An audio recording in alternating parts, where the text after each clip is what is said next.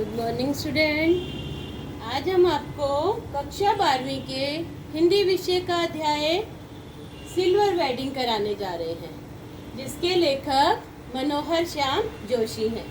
तो इसके मुख्य पाठ हैं यशोधर पंत यानी वाईडी पंत, और दूसरे हैं किशनदा जो उनके गुरु उनके सहायक के रूप में मौजूद थे। यानी किशनदा ने ही इनको पढ़ाया लिखाया और नौकरी पे लगाया। पूरा प्रभाव इनकी जिंदगी पर किशनदा का ही था। घर में इनकी पत्नी, 3 बेटे और 1 बेटी है। तो यशोधर बाबू एक सरकारी ऑफिसर हैं।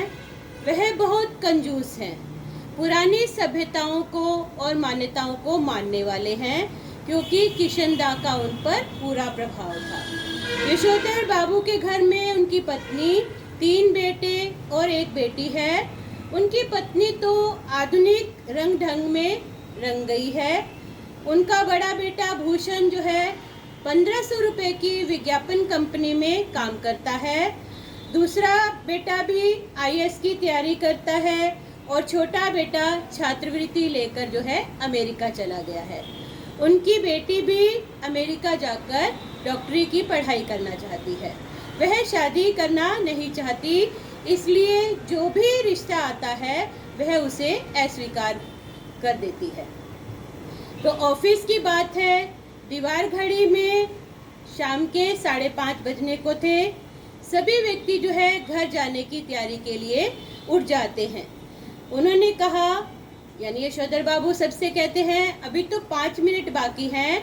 तो चड्ढा जो उनके ऑफिस में काम करता है उनको चिढ़ाते हुए क्या कहता है कि वे अपनी घड़ी बदल लें। तो उन्होंने कहा, ये घड़ी तो उन्हें शादी के अवसर पर तोहफे के रूप में मिली थी। तो चड्ढा जैसे मजाक करता है कि आपका विवाह कब हुआ। तो संयोग की बात है, उस दिन उनके विवाह की ही तारीख थी।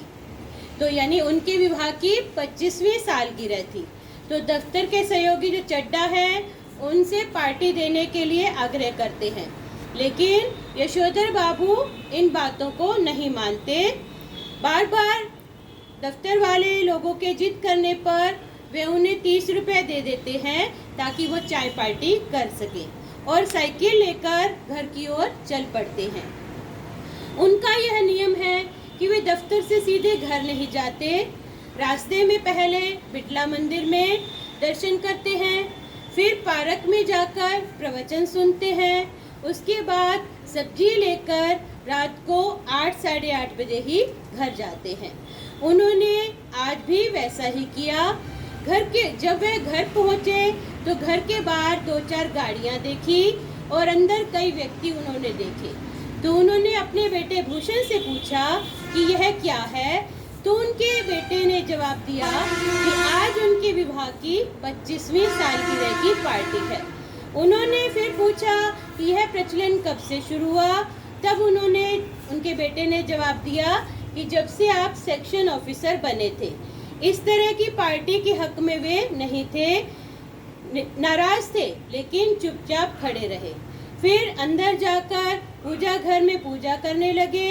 सभी मेहमानों के चले जाने पर नीचे आए और इधर पड़े हुए तोहफों को देखा, और तब उनके बेटे भूषण ने उन्हें एक पैकेट उठाकर देते हुए कहा कि ये आपकी सालगिरह का तोहफा है। जब उन्होंने उसे खोला तो उनमें एक लंबा ऊनी गाउन था। उन्होंने अपने बेटे से कहा कि यह क्या है। तो उनके बेटे ने जवाब दिया कि जब आप सुबह दूध लेने जाओगे तो इसे पहन कर जाना, क्योंकि सर्दी जो है बढ़ गई है। उन्हें तोहफा मिलने की खुशी नहीं थी, बल्कि गुस्सा आ रहा था कि उनका बेटा उनसे क्या कह रहा है। यानी उनका बेटा जिम्मेवारी तो लेना नहीं चाहता था, उल्टा उनको गाउन देकर कह रहा है कि आप इसे पहनकर चले जाना। उनके विचार जो है बच्चों से मेल नहीं खाते थे।